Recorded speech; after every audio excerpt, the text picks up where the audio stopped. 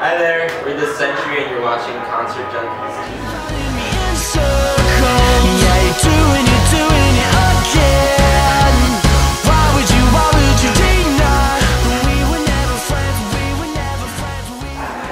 We good. Hey guys, it's Eden and I'm here with This Century. And I could ask you to just start by saying your name and what you do in the band. I'm Sean, I play guitar. I'm Alex and I play keyboard-ish. Alright, cool. So when you guys started out in like 2005, I believe, you guys were a lot of different things but not This Century at first. So what eventually got you to settle on it? Our band name generator. Band name, oh really? That sounds good. Was that how?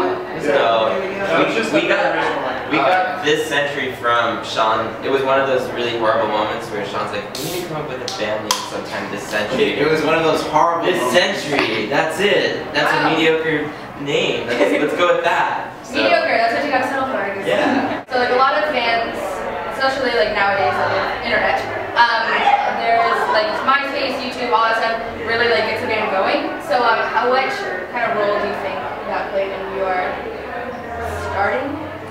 I mean, we started with the whole MySpace thing. I think we were actually a little behind on that in the very beginning. Like we kind of eased into the MySpace thing, but it helped a lot. A lot of the bands locally, there are a lot of bands from Arizona that kind of all came together, and that kind of helped because we all were kind of developing at the same time. So it felt like everything was moving in a direction, and MySpace definitely helped with that. But I mean, now I don't know how relevant MySpace is, but more than anything, I think it's just having an internet presence as a band is so crucial because a lot of people that would never have the opportunity to hear your music get to now, like the whole Philippines thing for us was huge because of the internet. I mean, it wasn't like we could fly down to the Philippines and hand out CDs. Actually, I'm here with you guys because of the internet. So that's crazy. So yeah, I mean, definitely. I guess we're all here because of it. And it's actually funny that you mentioned all the bands from Arizona coming together again. Yeah. Because we were actually in the car. One of my joke interview questions, I just had some things on here because I couldn't think of anything else to come up with. I said,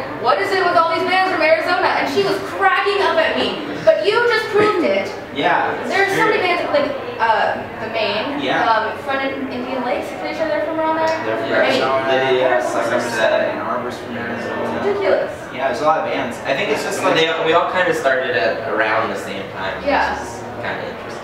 Yeah. You have had songs played in stores like Hollister, like etc. etc. Yeah. So how does that how do you feel knowing that that's like people go in there to buy a new T-shirt and hear your band? Well, hopefully it influences them to buy Hollister tank tops. Hollister. No, but I mean, I think it's great. More than anything, I think it's an interesting way for exposure because we've had a lot of people that even just on the threads from like YouTube and things like that, will be like, found your music while shopping at Hollister, which is a really funny thing. It's weird. Yeah, it's really weird, but it's really cool, and it gives people that maybe would have never listened to our band an opportunity to even one song like we really hear the rest of the record or. And then kind of on that note, I know it's really hard to make like radio access without like a big name label working with you. So how do you feel like you're going to work with that? Do you have any plans of working with a label again in the future? I mean, we're not opposed to labels. I think that there's this weird thing. It's like, I don't think that there's independent bands like dislike major labels or dislike being on a label. It's more that I think it's just the idea of having creative control, and that's the part that you don't want to give up. So it's like, if you can find a label that will allow you to work together, then that's great. Unfortunately, I think in the initial for us, we didn't really know what we were doing, and so we agreed to things initially that we weren't even sure how it worked. And then once we kind of understood it, we learned that lesson and tried to go from that, and we became independent because we wanted to have that control and wanted to be able to do things quicker. Sometimes we can label things really slowly. And now, you know, I'm not opposed to record labels. I think that they have there's a need for certain things. It's just, you know, it's just all in how they, you know, develop the artist.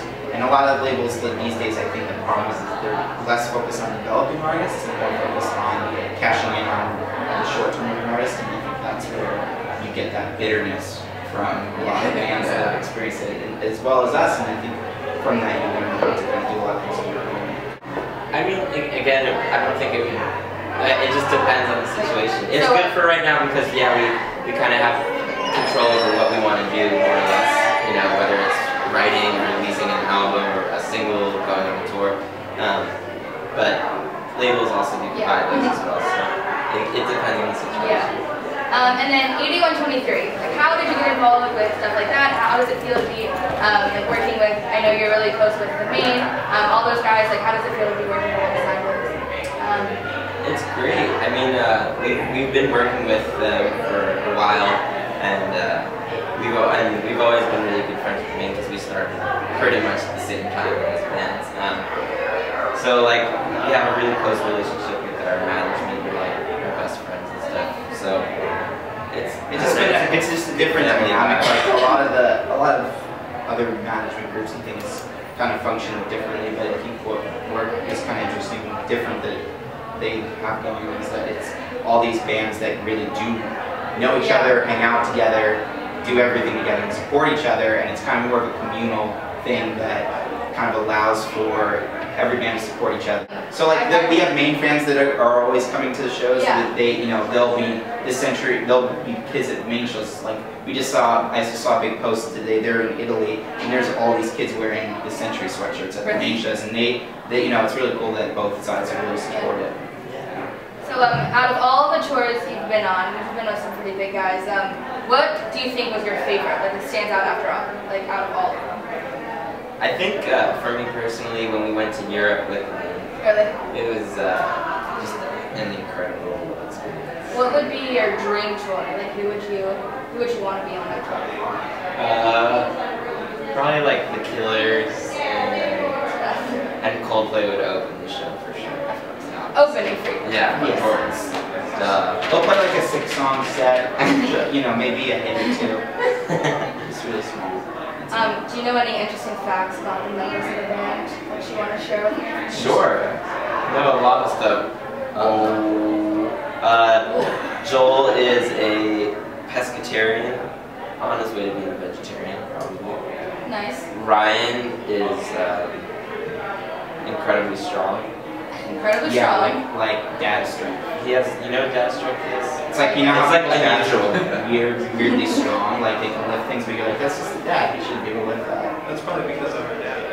It's also because he's also a dad. And Sean has 3 kids. 3 kids. Wow. 3 different marriages, and they were all a week apart. I can't tell if that's serious. No, that's serious. All a week apart? Check my Wikipedia. Yeah, go to it. No, it's a joke. Okay, We're really bad at keeping like an incredibly straight face. Well, that's what threw me off because I didn't want to assume you were lying. No, but Sean's the lamer brother out of the 2. Yeah, I'll agree with that. See? So. Which one's older? What, lamer? Older. So what's one thing that you know now that you wish you knew when you first started out as a band? Like how to play music. Oh. Alright. No, just I don't know, like I think I would have been more patient about things. Yes, that's brilliant. I think the patience is the issue. Because you think that you're promised a lot of stuff when you're a band, like people like to tell you a lot of things that you want to hear to make you kind of happy.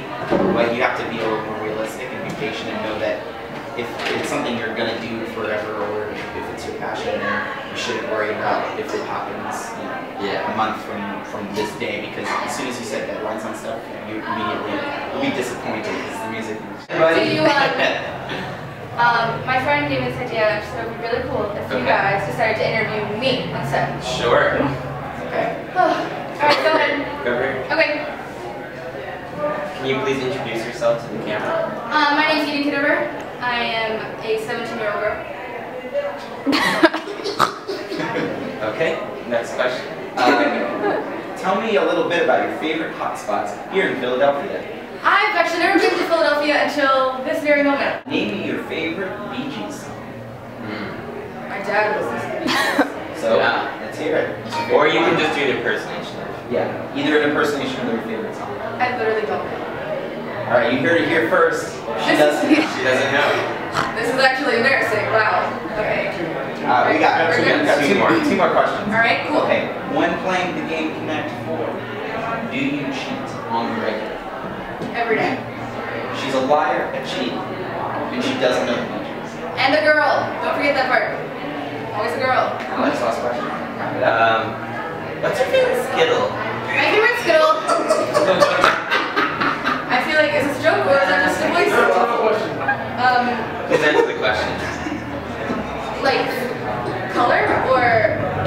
Color, flavor, package, all that. The red one? Heck yeah. I'm getting a tip to choose the red one. So. Very tight.